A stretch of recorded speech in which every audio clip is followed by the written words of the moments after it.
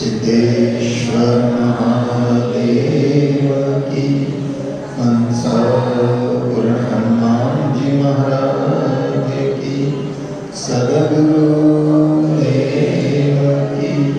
सत्य सनातन धर्म की। सब संतन की। आनंद अखिल ब्रह्मांड विनायक दैव कृपालु राम सच्चिदानंद के जन्मदिन पावन चरणारविंदों में श्रद्धा प्रीति और भक्ति के साथ कोटि कोटि बार वंदन प्रणाम करते हुए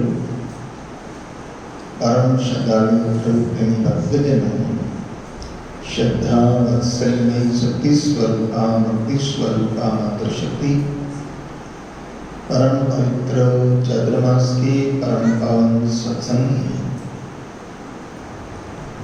विश्राम सागर की पावन कथा में 88,000 संत ऋषियों के प्रति तत्ववेता सुत जी महाराज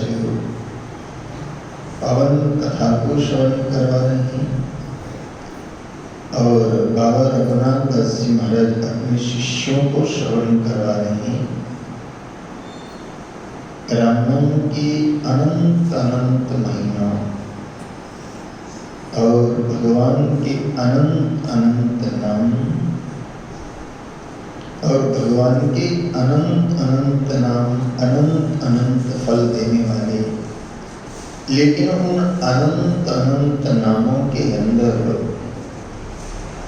सर्वश्रेष्ठ नाम जो है वो भगवान का जो मंत्र है वो राम नाम। और वैसे अगर आपकी आस्था है, श्रद्धा है और आप अगर विष्णु सहस्त्र नाम का पाठ करते हैं तो बहुत अच्छी बात है। लेकिन अगर विष्णु सहस्त्र नाम का पाठ संभव नहीं हो पाता है तो आप एक बार अगर राम बोलते हैं तो आपको विष्णु सहस्त्र नाम का पाठ करने का सहज में निर्णय हो जाता है। और ये हम नहीं कह रहे हैं, भगवान भोलेनाथ सदाशिव भगवती माँ पार्वती को स्कंद पुराण के अंतर्गत कह रहे हैं। स्कंद पुराण के अंतर्गत एक स्तोत्र है जिसका नाम है राम रक्षा स्तोत्र।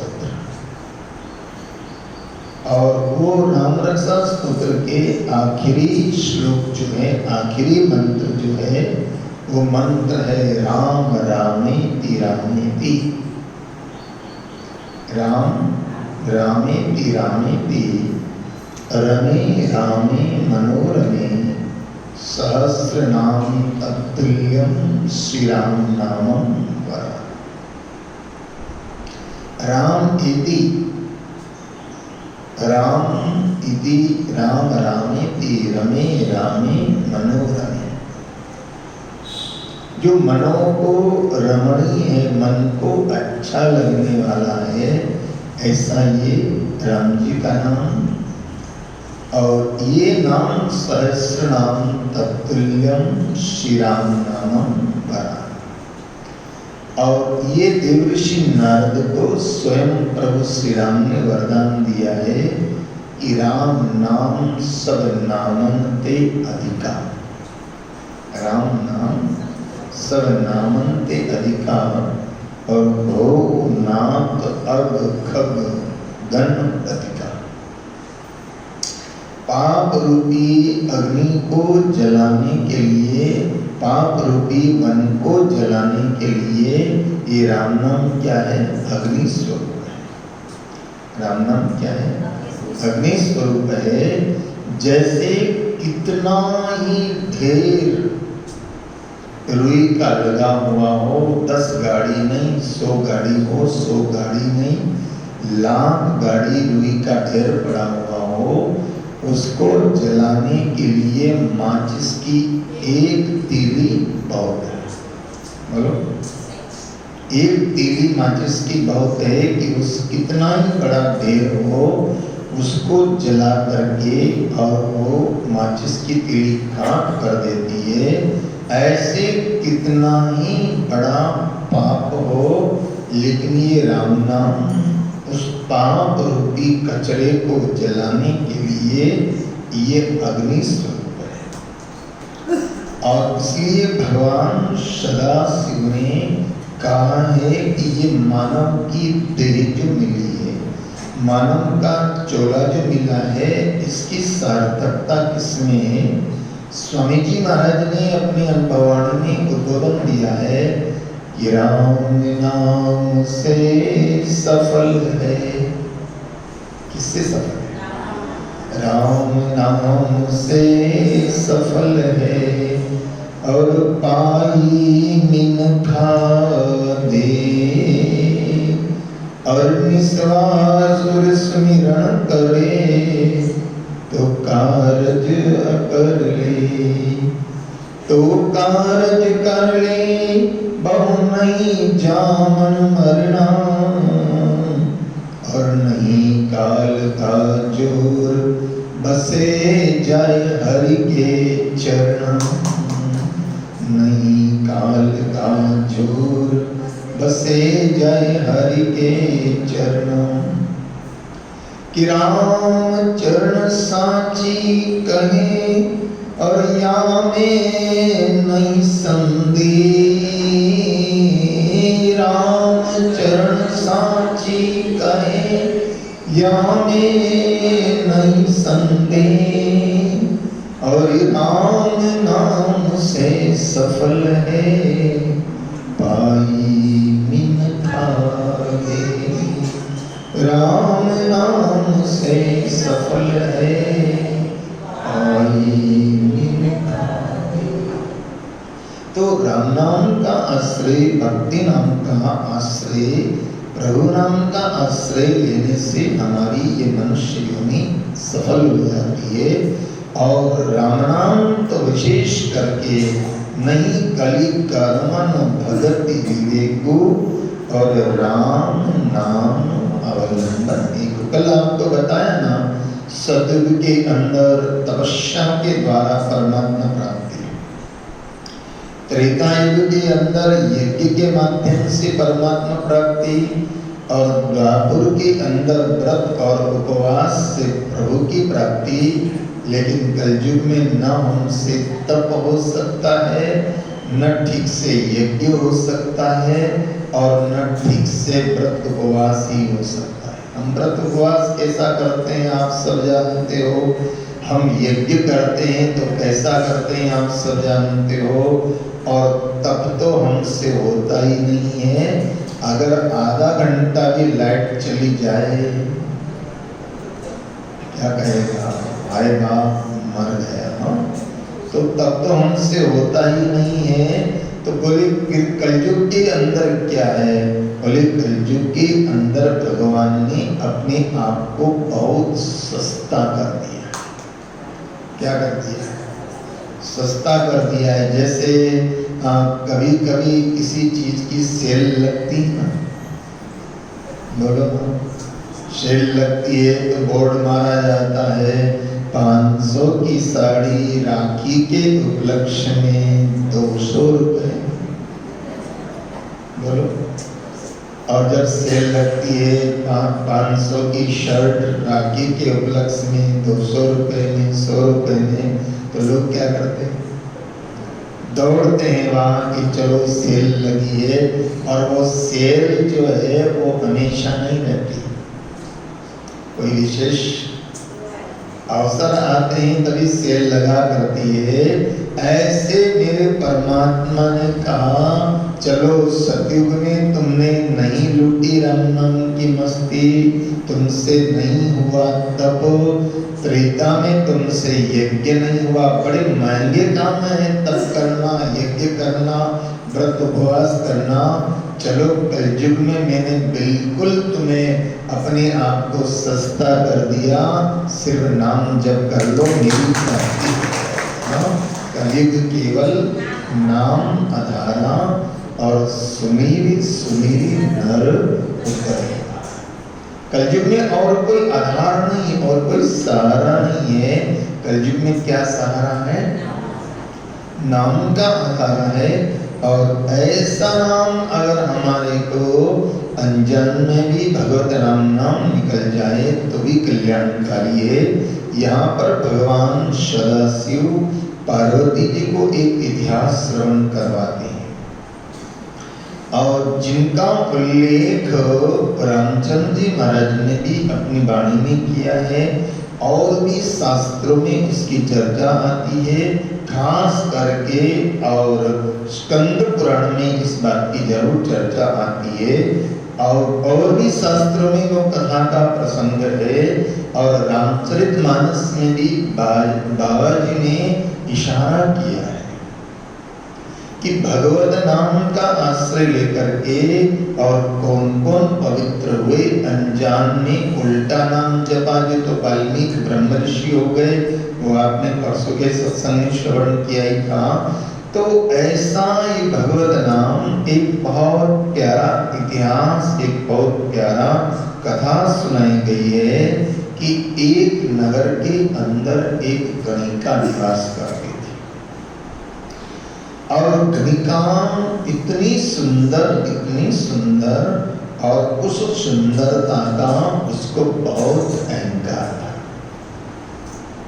देखो, परमात्मा ने जो कुछ भी हमें उपलब्ध कराया है, ध्यान देना, परमात्मा ने हमें जो कुछ भी उपलब्ध कराया है उसका आनंद जरूर लेना चाहिए, लेकिन अहंकार। अगर परमात्मा ने हमको अच्छी जगह बिठाया है, सत्ता में बिठाया है या अच्छी जगह बिठाया है, तो उस अच्छी जगह पर बैठ करके और अपने से होए ऐसे अच्छे कार्य करना चाहिए। और वो जगह जो तुम्हें मिली है उस जगह का तुमको क्या करना चाहिए? सदुपयोग करना चाहिए। कई लोगों को अच्छी कुर्सी मिल जाती है सरकार में, तो कई लोग क्या करते हैं, उस कुर्सी पर बैठ करके और उस कुर्सी का अहंकार करते हैं कि बस मेरे जैसा कौन। और मैंने एक महापुरुष के मुखारविंद से सुना है कि एक बार गुजरात की ये घटना, एक बार की बात है कि एक कलेक्टर एक संत के पास गया, रिटायर होने के बाद रिटायर हो गया और एक संत के पास गया और संत के पास जाकर के बहुत रोने लगा। तो संत ने कहा कि क्या बात हुई? बोले, बाबा जी मैं रिटायर हो गया। क्या कहूँ? मैं रिटायर हो गया हूँ।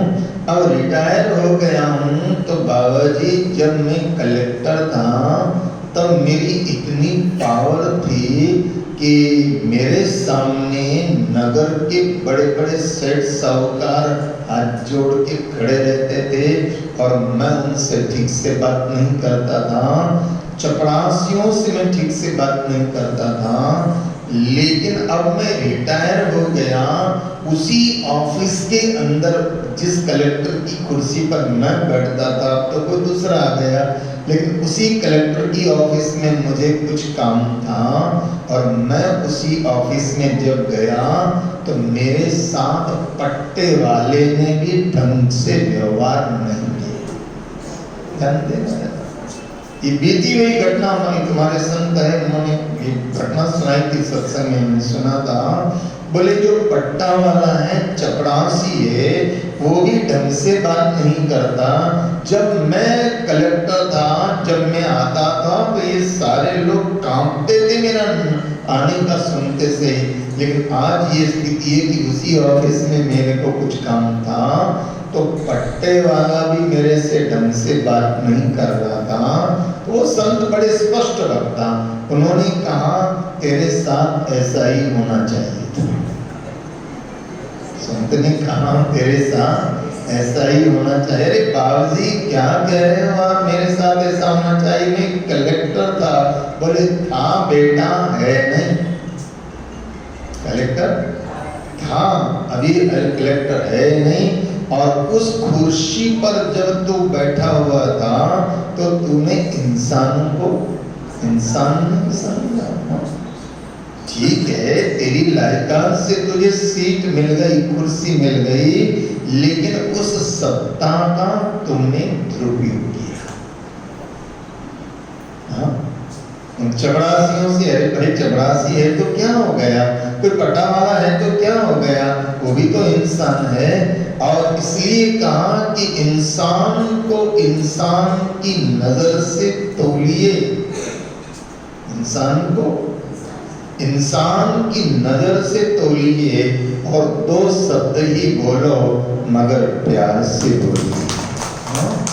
इंसान को इंसान की नजर से तौलिए, और दो शब्द भी अगर बोलना है तो प्यार से बोलिए। क्या जा रहा है तुम्हारा, अगर आप प्रेम से किसी से बोलते हो तो क्या जा रहा है, कुछ बिगड़ रहा है।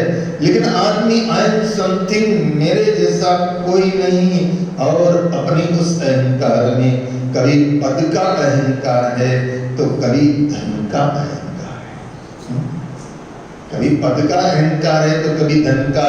ऐसे कई धनपतियों को हम जानते हैं कि जिनके नौकरों से वो ढंग से बात नहीं करते, और पीठ पीछे उनके नौकर उनके लिए पता नहीं क्या क्या बोलते हैं। जानते ना, हमारे बड़े प्यारे संत हो गए, वो कहते थे कि तू सेठ है तो तेरी सेठानी का सेठ। क्या कहते थे, सेठ है तो तेरी सेठानी का सेठ, हमारा काय का सेठ, हमारा सेठ तो रामचंद्र जी महाराज है, हमारे सेठ तो सावरिया सेठ है, हमारे सेठ तो ठाकुरनाथ है, हमारे सेठ तो भोलेनाथ है। तू काय का सेठ, सेठ तेरी सेठानी का सेठ, तेरा सेठानी उसका सेठ, हमारा काय का सेठ। तो ध्यान देना कि जो कुछ भी हमें पद मिला है, जो कुछ हमें धन मिला है, जो कुछ हमें प्रतिष्ठा मिली है, जो कुछ हमें सौंदर्य मिला है, जो कुछ हमें ताकत मिली है, जो कुछ हमें प्रभुत्व मिला है, उसका अहंकार, क्योंकि ये सब कभी टिकने वाले। जिस कुर्सी पर बैठ करके अहंकार करते वो कुर्सी टिकने वाली नहीं है। जिस धन को लेकर के अहंकार करते, धन तो कैसा होता है, ये सूखे पत्ते जैसा होता है कि एक बार हवा चली, इधर से उड़ करके इस कोने में इकट्ठा हो गया, इधर से हवा चली उस कोने में इकट्ठा हो गया। ऐसे धन लोगों के पास बदलते रहते हैं, ऐसे धन लोगों के पास बदलते रहते हैं। अरे भाई देखो, समझो जरा, कोई रोडपति है, उसको एक शब्द लग जाता है क, तो क्या हो जाता है, करोड़पति हो जाता है। और कोई करोड़पति है, उसका एक अक्षर हट जाता है, बोलो ना, एक अक्षर हट जाता है, एक अक्षर लग जाता है तो करोड़पति हो जाता है, और एक अक्षर हट जाता है तो करोड़पति हो जाता है। इसलिए परमात्मा ने जो भी कुछ प्रभुत्व हमको दिया है, जो भी हमको योग्यता दी है, क्षमता दी है, जो भी प्रभुत्व दिया है, उसको भगवान का प्रसाद मान करके क्या करो, ये भगवान का प्रसाद है। भगवान ने मुझे रोडपति से करोड़पति बनाया, ये भी भगवान का प्रसाद है। मत कर अभिमान तो अपनी अहमियत पर। एक संत ने बहुत सुंदर लिखा है कि मत कर तो अभिमान अपनी अहमियत पर, और खुदा ने तो ऐसे नक्शे कितने ही बिगाड़ डाले बना बनाना। खुदा ने तो ऐसे नक्शे कितने ही बिगाड़ डाले बना बना कर। तो जो गणिका वहां अपने नगर में निवास करती थी, तो भगवान ने उसको रूप और सौंदर्य अद्भुत दिया था। लेकिन जिसको भी, चाहे पुरुष हो नारी हो, जिसको भी परमात्मा की कृपा से सौंदर्य मिला है तो अच्छी बात है। सौंदर्य मिलना कोई बुरी बात नहीं है, लेकिन बताओ सौंदर्य भी किसका स्थायी टिकता है? बोलो ना, पुरुष हो चाहे नारी हो, किसी का सौंदर्य स्थायी टिकने वाला नहीं है, स्थायी सौंदर्य भी रहने वाला नहीं। आपने वो सुना होगा एक किस्सा, बड़ा गम्मत के लिए मुरारी बापू कहा करते हैं कि बेटा अपनी मम्मी के पास मम्मी की शादी का एल्बम देख रहा था। एल्बम चल रहा था तो माँ कहने लगी बेटा मैं ये हूँ। तो बोले ये बगल में खड़े जो कौन है? बोले तेरे पापा है। बोले ये मेरे पापा है, तो जो गंजा आदमी हमारे साथ रहता वो कौन है? समझ गए कि नहीं समझे? अरे बोले ये कितने सुंदर दिख रहे हैं, कितने सुंदर बाल है, वो गंजा जो हमारे साथ में रहता है जिसको मैं पापा पापा कहता हूँ वो कौन है? अरे बोले बेटा वही है ये, जो सौंदर्य जवानी में था वो सौंदर्य बुढ़ापे में नहीं रहता है, किसी का नहीं रहता है, चाहे पुरुष हो चाहे नारी हो चाहे कोई कुछ हो। सौंदर्य टिकने वाला नहीं है, धन टिकने वाला नहीं है, पद टिकने वाला नहीं है, ऐश्वर्य टिकने वाला नहीं है, विद्वता खाक में मिल सकती है। और इसलिए संतों ने महापुरुषों ने कहा शरीर के सौंदर्य पर अगर अहंकार होता हो तो कभी हॉस्पिटलों की मुलाकात लेना चाहिए। हॉस्पिटल की मुलाकात लेना चाहिए। वहाँ हॉस्पिटल में कैसे मरीज करा रहे हैं, कैसे मरीज दुखी हो रहे हैं। तो शरीर का अगर अहंकार होता है तो हॉस्पिटलों को जाकर के देखना चाहिए। और धन का अहंकार होता है तो अपने से बड़े धनपति को देखना चाहिए। पद का अहंकार होता है तो अपने से बड़े पद वाले को देखना चाहिए। विद्वता का अहंकार होता है तो अपने से बड़े विद्वान को देखना चाहिए। लेकिन भगवान का शुक्र मनाना चाहिए कि हम ठीक हैं, ये सब तेरी कृपा है। ध्यान देना, हमें जो कुछ भी उपलब्ध है ये भगवान की कृपा है, ऐसा मान करके जो जीने वाला है। तो ये गणिका बड़ी सुंदरवान थी, बहुत सौंदर्यवान थी, बड़ा अहंकार था उसको अपने रूप पर, अपने सौंदर्य पर। लेकिन सौंदर्य टिकना कहाँ, हमेशा कहाँ टिकता है। इसलिए एक संत ने बहुत सुंदर कहा कि सदा न फूले तो रही। आपने वो बेल कभी देखी होगी, शहर के लोगों ने नहीं देखी होगी, लेकिन गलका जो होता है ना, सब्जियों में गलका होता है, तोरी होती है, उसमें ऐसे फूल आते हैं। देखा?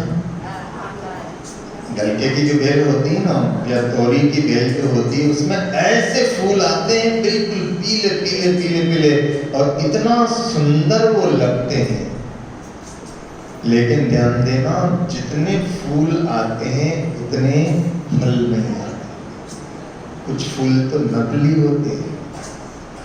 फिर देखना जरा, कुछ तो ऐसे दिखावे के फूल होते हैं और कुछ फूल असली होते हैं, जिसके नीचे वो सब्जी लगती है, तोरई लगती है, तो वो फूल इतने इतने अच्छे सुंदर सुंदर दिखाई देते हैं, लेकिन सबके नीचे वो फल नहीं होता है, सबके नीचे वो सब्जी नहीं आती, तोरई नहीं लगती है। कुछ फूल तो ऐसे ही होते हैं, लेकिन वो तोरई जो है वो हमेशा वैसी की वैसी खिली हुई नहीं रहती, उसके फूल हमेशा हमेशा खिले हुए नहीं रहते हैं। वो आज फूल जो नकली है वो आज तो दिख रहे हैं, लेकिन कल समाप्त हो जाते हैं। जिसमें फल लगना होता है वो फूल थोड़ा खिला रहता है, और फूल से फिर क्या बनता है? फल बनता है। तो संत ने लिखा कि सदा न फूले तोरही, वो तोरू की बेल सदा फूलती हुई नहीं रह सकती। सदा न फूले तोरही और सदा न सावन हो। सावन महीना हमेशा, सावन महीने की फुहारे, इस बार तो थोड़ा सा गर्मी ने परेशान कर दिया, बाकी सावन की फुहारें कितनी अच्छी लगती है। और मन में क्या इच्छा होती है, जरा बाहर निकल करके भीग जाए। बोलो ना, सावन की फुहारा अच्छी लगती है, लेकिन सावन महीना भी सदा,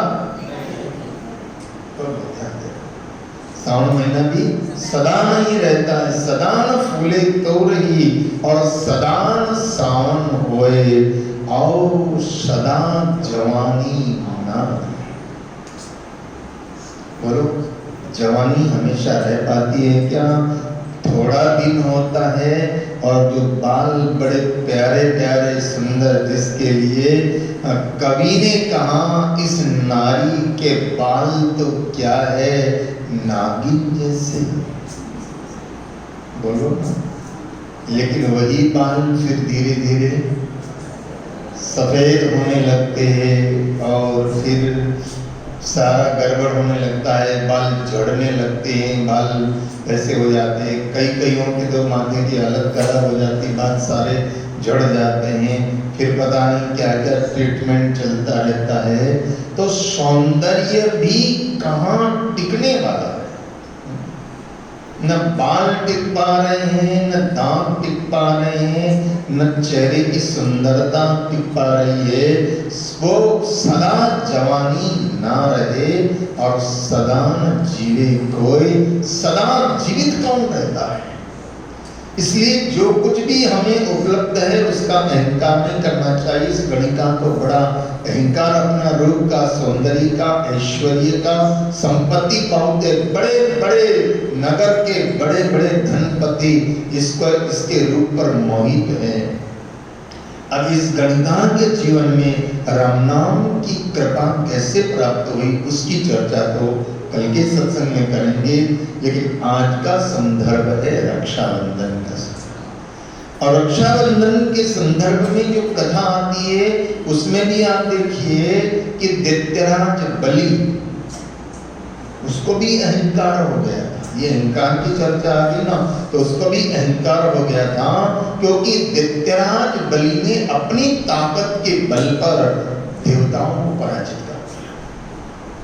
देवताओं को पराजित कर दिया, स्वर्ग के ऊपर कब्जा कर लिया। अपना अधिकार नहीं था, लेकिन अपनी ताकत के बल पर स्वर्ग पे कब्जा कर लिया।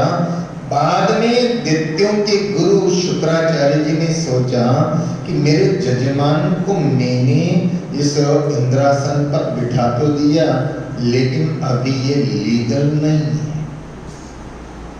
अनलीगल है। सत्ता पर कब्जा तो हो गया, लेकिन लीगल नहीं है। लीगल के लिए क्या करना? बोले अपने इस जजमान के 100 यज्ञ पूरे हो जाए। कितने? 100 यज्ञ पूरे हो जाए, और 100 यज्ञ पूरे हो जाए तो मेरे जजमान को स्वर्ग के राजा बनने का सिंहासन पर लीगल अधिकार हो जाएगा। या आज के जमाने में यूं कहो कि जो भी पीएम की कुर्सी पर बैठा है उसको पार्लियामेंट में क्या चाहिए? बहुमत चाहिए। क्या चाहिए? बहुमत चाहिए। और जिसके पास बहुमत होगा वो प्रधानमंत्री बनेगा। लेकिन अल्पमत में आते से उसकी सरकार गिर जाती कि नहीं गिर जाती? ऐसे बोले 100 यज्ञ जो पूरा कर लेगा वो इस सत्ता का उत्तराधिकारी हो जाएगा। तो शुक्राचार्य जी महाराज ने अपने वडोदरा के ही नजदीक भरूच, जिसका पुराना नाम क्या है? भृगु कच्छ। भृगु कच्छ जिसका नाम है। और ऐसे शुक्राचार्य जी महाराज ने नर्मदा के किनारे दैत्यराज बलि को यज्ञ करवाना प्रारंभ किया। अब यज्ञ हो रहे हैं, यज्ञ करते करते 99 यज्ञ पूरे हो गए, बाकी रहा एक बाकी रहा। तब देवताओं ने सोचा, देवताओं के गुरु बृहस्पति ने सोचा कि अगर ये 100वां यज्ञ पूरा हो गया तो फिर तो ये दैत्यराज बलि जो है ना लीगल सत्ताधारी बन जाएगा। और लीगल, गिरीश भी दरवाजा खोलते हैं, लीगल सत्ताधारी बन जाएगा। और लीगल सत्ताधारी बन गया तो फिर तो हमारा कुछ भी अधिकार नहीं रहेगा। तो भगवान श्री हरि की उपासना करिए, देव माता अदिति।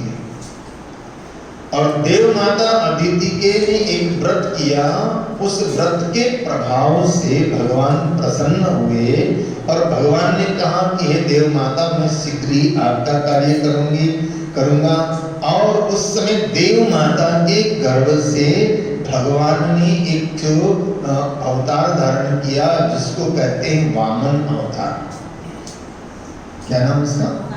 वामन अवतार। और वो वामन अवतार लेकर के ब्राह्मण कुल में अवतार लेकर के और भगवान वामन आए कहाँ? यही भरूच में आए, नर्मदा किनारे, जहां दैत्यराज बलि अपना 100वां यज्ञ पूर्ण करने जा रहा है। और वहां पहुंचे तो जैसे ही भगवान वहां पहुंचे और भगवान के स्वरूप को देख करके दैत्यराज बलि मोहित हो गया। लेकिन आप देखिए भगवान सामने है और भगवान के सामने ही दैत्यराज बलि अहंकार पूर्ण भाषा बोल रहा है। आओ ब्रह्मचारी जी आओ, आज मेरा यज्ञ तो सफल हो ही गया और मांगो, तुम्हें जो चाहिए मुझसे मांगो, मैं तुम्हें दूंगा। तुम्हें जो चाहिए मैं मांगो, मैं तुम्हें दूंगा। और आज तुम किसके पास आए हो? जो तीनों लोगों का मालिक है। पृथ्वी का तो मालिक है ही सही, और स्वर्ग का भी मालिक है और पाताल का भी मालिक है। आज आप तीन लोग के नाथ के पास आए हो और हकीकत में तीन लोग का नाथ कौन है? भगवान श्री हरि है ना। त्रिलोकीनाथ भगवान को क्या कहते हैं? त्रिलोकीनाथ। लेकिन अहंकार की भाषा भगवान के सामने प्रयोग कर रहा है। तो भगवान ने कहा देखो राजन, मैं तो ब्राह्मण हूँ और ब्राह्मण को ज्यादा असंतोष नहीं करना चाहिए। ब्राह्मण को हमेशा संतोषी होना चाहिए और कितना ही मिल जाए व्यक्ति को, गोधन गजधन बाजधन और रतन धन खान, और जब आवे संतोष धन शब्द धन धूल समान। मुझे ज्यादा नहीं चाहिए, मुझे तो बस आज मैं पूजा पाठ कर रहा था तो किसी की सेठ की जमीन में बैठ गया तो सेठ ने मुझे अपमान करके वहां से हटा दिया। तब से मैंने निश्चित किया कि पूजा पाठ भी करना तो अपनी खुद की जगह होना चाहिए, क्योंकि अगर हम दूसरे की जगह में बैठ के पूजा पाठ भी करते हैं तो आधा पुण्य तो कौन ले जाता है? जिसकी जमीन होती वो ले जाता है। इसलिए मैंने सोचा कि मेरी खुद की जमीन तो मुझे ज्यादा नहीं चाहिए, 3 गज जमीन चाहिए। दैत्यराज बलि कहने लगा, रे ब्राह्मण, तुम ज्ञान की बातें तो बड़ी करते हो लेकिन तुम्हें मांगना, इतने बड़े सम्राट के पास, इतने बड़े राजा के पास, और तुम मांग रहे हो तो क्या मांगा? 3 गज जमीन। भगवान ने कहा नहीं, मुझे कुछ नहीं चाहिए, क्योंकि जितना ही कहो व्यक्ति को थोड़ा लगता है। हजारपति चाहता है कि मैं लखपति बन जाऊं और लखपति चाहता है कि मैं करोड़पति बन जाऊं और करोड़पति चाहता है मैं अरबपति बन जाऊं, खरबपति बन जाऊं। लेकिन मेरे भाई बहन ध्यान देना, जो वर्ल्ड का सबसे ज्यादा संपत्तिवान व्यक्ति है, आपने सुना होगा, मैंने पहले भी आपको सुनाया है कि विश्व का व्यक्तिगत अगर सबसे ज्यादा संपत्तिवान व्यक्ति है तो ब्रुनेई का सम्राट। छोटा सा देश है, अपने वडोदरा जिला जितना, बड़ौदा से थोड़ा बड़ा होगा, ब्रुनेई। और उस ब्रुनेई का जो राजा है वो सबसे ज्यादा व्यक्तिगत संपत्तिवान व्यक्ति है। लेकिन जानते हो उसके महल में 1000 कमरे हैं। इसके विषय में मैंने सुना है कि 1000 कमरे उसके महल के अंदर, और 1000 कमरों की छतें जो है उस पर सब पर सोना लगा रखा है। यहाँ तक कि उसके लेटरिन बाथरूम भी सोने के। लेटरिन का जो पोर्ट है ना, वो भी अभी बीच में आया था उसका पूरा विश्लेषण, कि लेटरिन के पोर्ट तक भी उसने सोने के बना रखे। तो उसको किसी ने पूछा कि आप नंबर 1 पे हो, लेकिन नंबर 1 पे तो कभी कोई दूसरा भी आ सकता है, तो आप क्या करोगे? बोले मेरे यहाँ इतना पेट्रोल निकलता है, पेट्रोल समाप्त हो जाएगा, मुझे मालूम है, इसलिए मैंने सारे विश्व के जो बड़े बड़े शहर है वहां पर अपनी होटलें बना दी हैं, वहां मैंने बड़े बड़े मॉल बना दिए हैं, उसकी इनकम तो मेरी चालू रहेगी। अब आप जरा सोचना, इतना सब कुछ होने के बाद भी आदमी ठीक से नींद नहीं ले सकता है कि मेरे से कोई आगे। लेकिन यहाँ आगे कौन है और पीछे कौन है, ये तो राउंड में घूमने जैसा है। आप राउंड में घूमते हो ना, तो ऐसा लगता है कि मैं सबसे आगे हूं, और ऐसा भी तो हो सकता है कि मैं सबसे पीछे हूं। तो यहाँ दैत्याल बलि ने अहंकारपूर्ण बातें भगवान के सामने की। भगवान ने कहा मुझे तो 3 तक जमीन चाहिए। देखो व्यक्ति क्या सोचता है और परमात्मा क्या सोचता है, इसलिए बहुत सुंदर बात कही कि नर राज्य धरी रही, नर राज्य धरी रही।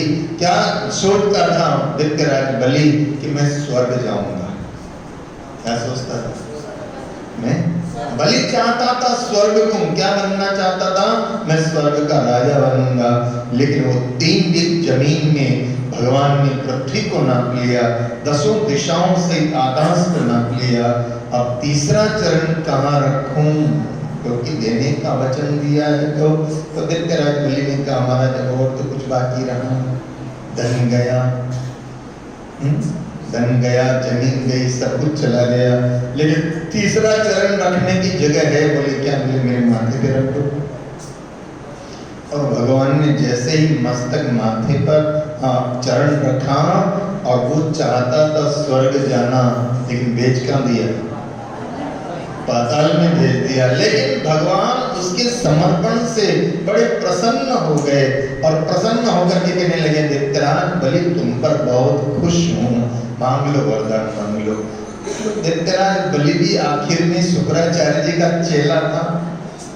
उन्होंने कहा महाराज अब ये धन तो मैंने बहुत देख लिया, स्वर्ग का राजा बन के देख लिया, पृथ्वी का राजा बन करके देख लिया, अब आप मुझे पाताल भेज रहे हो, तो आप पाताल में तो मुझे ऊपर से नीचे पहुंच गया हूँ, लेकिन अब मैंने एक ही इच्छा है। बोले क्या? बोले जिस ब्रह्मचारी का रूप लेकर के और मुझ पर आप कृपा करने के लिए आए ना, तो मेरी इच्छा है कि मैं घर से जब बाहर निकलूं तो आपका दर्शन हो, और घर में घुसूं तो भी डायरेक्ट नहीं कहा कि महाराज मेरे आप द्वारपाल बन जाइए, क्या कहा? मैं घर में जाऊं तो भी आपका दर्शन हो, और घर से बाहर निकलूं तो भी आपका दर्शन हो, क्योंकि घर में घुसूं तो आपका दर्शन होगा तो अहंकार नहीं आएगा, और घर से बाहर निकलूंगा तो आपका दर्शन होता रहेगा, तो फिर कभी अहंकार मुझे नहीं आएगा, क्योंकि तुम सामने हो मेरे। आप बस एक तमन्ना है कि अगर मेरे प्राण भी निकल जाए, कि प्रभु मेरे जीवन की बस एक तमन्ना है, प्रभु मेरे जीवन की बस एक तमन्ना है, तुम सामने हो तुम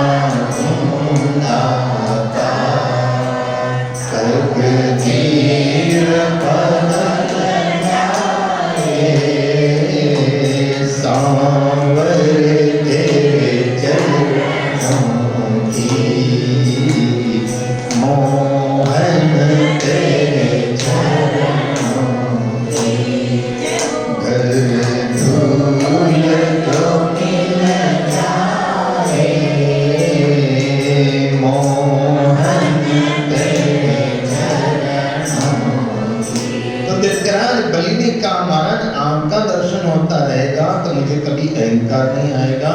तो भगवान ने कह दिया तथास्तु, और वितराज बलि को पाताल का राजा बना दिया। भगवान वहां चले गए और द्वारपाल बने हुए हैं, लेकिन यहाँ वैकुंठ में अकेले अकेले रहते रहते लक्ष्मी जी बड़े बोर हो गए। उन्होंने सोचा भगवान गए सो गए, वापस ही नहीं आए, और किसको पूछो समाचार, किससे लो। इतने में तो इंटरनेशनल पत्रकार है। कौन है? नारद जी महाराज, जो सब जगह के समाचार रखते, वो आगे उनसे कहा, रे नारद भगवान कहाँ है? बोले भगवान तो शुतल लोक में है और वितराज बलि के वहां है। तो भगवान कब आएंगे? बहुत दिन हो गए उनको गए हुए, वापस कब आएंगे? नारद जी ने झोले में से माला निकाली और लक्ष्मण जी को दी के लो। बोले माला क्यों? बोले माला फेरो, अब भगवान आने वाले। क्यों नहीं आएंगे? अरे बोले वो तो द्वारपाल उनके प्रेम के बंधन में बंध गए और द्वारपाल बने हुए हैं, अब भगवान आने वाले नहीं। लक्ष्मी जी अब आप वैकुंठ में रहो, भगवान सुतल लोक में रहेंगे और आपका मिलन होने वाला नहीं, इसलिए माला दे रहा हूँ कि कम से कम माला फेरो। लक्ष्मी जी ने कहा, रे नारद ऐसा थोड़ी होता है। और नारद एक बात कहूँ कि जहाँ कोई रास्ता नहीं निकलता है वहाँ संत रास्ता निकाल दिया करते हैं। आप तो संत हो, सदगुरु हो, कोई रास्ता बताओ। तो नारद जी ने कहा रास्ता तो बता देता हूँ। बोले क्या? बोले वितराज बलि के पास जाओ, एक रक्षा सूत्र लेकर के जाना और रक्षा सूत्र लेकर के जाना, और वितराज बलि को, ये लक्ष्मी जी का रूप तो छुपा लेना, मार से पहचान न ले कोई, और आराम से आप अच्छी सुंदरता का रूप लेकर लक्ष्मी जी का स्वरूप छुपा लेना, लेकिन रक्षा लेकर के जाओ और वितराज बलि को कहना मेरा कोई भैया नहीं है, तुम मेरे भैया बन जाओ। और जब वितराज बलि की कलाई पर तुम जाकर के ये राखड़ी बांधना, रक्षा सूत्र बांधना, तो सीधी सी बात है कि बहन को भैया तो हमेशा देता ही आता है। और बहन को भी चाहिए कि भैया के लिए मंगल कामना करे, भैया के लिए शुभ कामना करे। बड़ी बहन है और भैया छोटा है तो उसके लिए आशीर्वाद की कामना करे। तो तुम भी चाहना कि वितराज बलि सुखी रहे, लेकिन जब वितराज बलि कहे कि बहन रक्षा सूत्र तो तुमने बांध दिया, बोलो बहन क्या दूं, चूड़ी दूं कि साड़ी दूं? यही देते ना, सोने की चूड़ियां, अंगूठी, जो भी कुछ। तो बोले चूड़ी दूं कि साड़ी दूं? तब तुम कह देना कि न चूड़ी चाहिए ना, बस तुम्हारा द्वार पर चाहिए और कोई नहीं चाहिए, इतना कर देना। और वही लक्ष्मी जी इंतजार करने लगी। कौन सा महीना? बोले भगवान भोलेनाथ का प्रिय महीना श्रावण का महीना, और श्रावण के महीने में भी पूर्णिमा का दिन, यानी आज का दिन रक्षाबंधन का दिन। और लक्ष्मी जी रक्षा सूत्र लेकर के और वितराज बलि के वहां गई है और रक्षा सूत्र वितराज बलि की कलाई पर बांधा।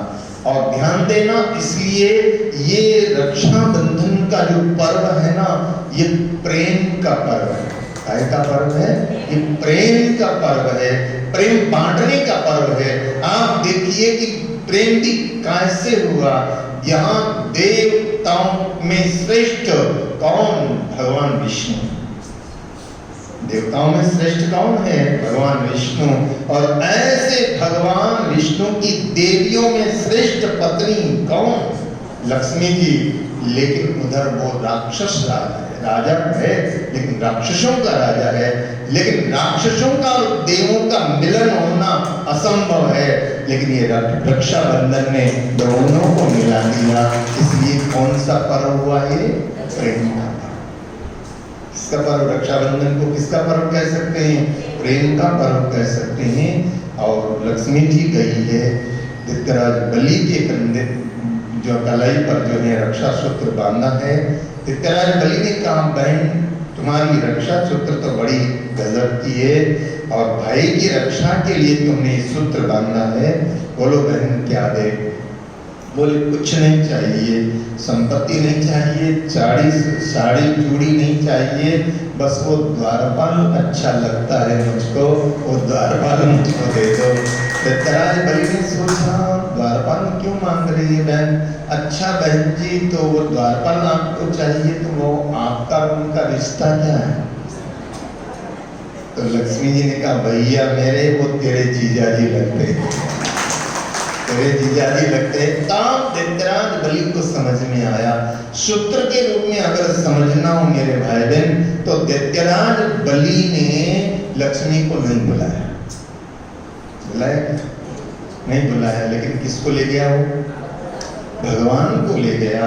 और ध्यान देना, अगर नारायण अगर आपके साथ में होंगे तो लक्ष्मी तो अपने आप चली आएगी, लक्ष्मी को बुलाने की जरूरत। अकेली लक्ष्मी को बुलाओगे तो उल्लू पर बैठ के आएगी और सबको उल्लू बना देगी। बोलो, अकेली लक्ष्मी नहीं चाहिए हमको। कौन चाहिए? गरुड़ के साथ में, गरुड़ पर बैठे हुए नारायण, और उन नारायण के साथ हमको चाहिए लक्ष्मी चाहिए। और नारायण के साथ में लक्ष्मी आएगी तो वो लक्ष्मी लक्ष्मी नहीं है, वो सौभाग्य लक्ष्मी है। क्या नाम उसका? हमको कौन सी लक्ष्मी चाहिए? भाग्य लक्ष्मी चाहिए, सौभाग्य लक्ष्मी चाहिए, अकेली लक्ष्मी नहीं चाहिए। और सौभाग्य लक्ष्मी वो है जो नारायण के साथ आती है। सौभाग्य लक्ष्मी कौन है? जो नारायण के साथ आती, भगवान के साथ आती है, वो सौभाग्य लक्ष्मी है। तो आज का ये पावन पर्व ये दो संस्कृतियों को मिलाने वाला पावन पर्व है। दैत्य संस्कृति और देव संस्कृति को मिलाने वाला पर्व है, यानी ये प्रेम का पर्व है। तो आज के दिन ऐसा सत्संकल्पित होना चाहिए कि मान लो किसी के साथ अनबोला हो गया। कई बार ऐसा होता है, इसलिए ध्यान देना, सिर्फ बहन ही भाई को रक्षा सूत्र बांधती है ऐसा नहीं। आपने देखा होगा पहले, आजकल का तो मुझे पता नहीं, पहले दुकानों पर ब्राह्मण आकर के और सबको रक्षा सूत्र बांधता था। ब्राह्मण बांधता था, वो रक्षा का एक सूत्र बांधता था, यानी प्रेम का त्योहार, मिलन का त्योहार, सौहार्द का त्योहार। अब मन की बेमनुष्यताओं को दूर करने का अगर कोई त्योहार है तो वो है रक्षाबंधन का त्योहार। और ऐसे रक्षाबंधन त्योहार की आप सब के प्रति खूब खूब मंगल कामनाएं। हमारे व्यवहार में, हमारे चिंतन में, हमारी बोली में, हमारा चाल चलन में, सब में अगर प्रेम होगा तो यहाँ आनंद पूर्वक हम अपनी जिंदगी को खुशी खुशी से गुजार लेंगे। तो प्रेम और आनंद की संदेश देने वाला ये आज का पावन त्योहार, रक्षाबंधन का पावन त्योहार। तो आप सब के प्रति रक्षाबंधन की खूब खूब मंगल कामनाएं, शुभ कामनाएं। प्रेम और सौहार्द आपस में निरंतर बढ़ता है। इन्हीं मंगल कामनाओं के साथ आज के सत्संग को यहाँ विराम देते हैं। ये गणिका का जो चरित्र है वो कल के सत्संग में आप लोग श्रवण करेंगे कि कैसे राम नाम की कृपा से उस पर कृपा हुई और कैसे वो दुख के सागर में से राम प्रताप सुख सागर झूली, ऐसा रामचंद्र जी महाराज ने इशारा किया है। वो सब चर्चा कल के सत्संग में करने का प्रयास करेंगे। आइए हनुमान चालीसा का पाठ, प्रसाद बांट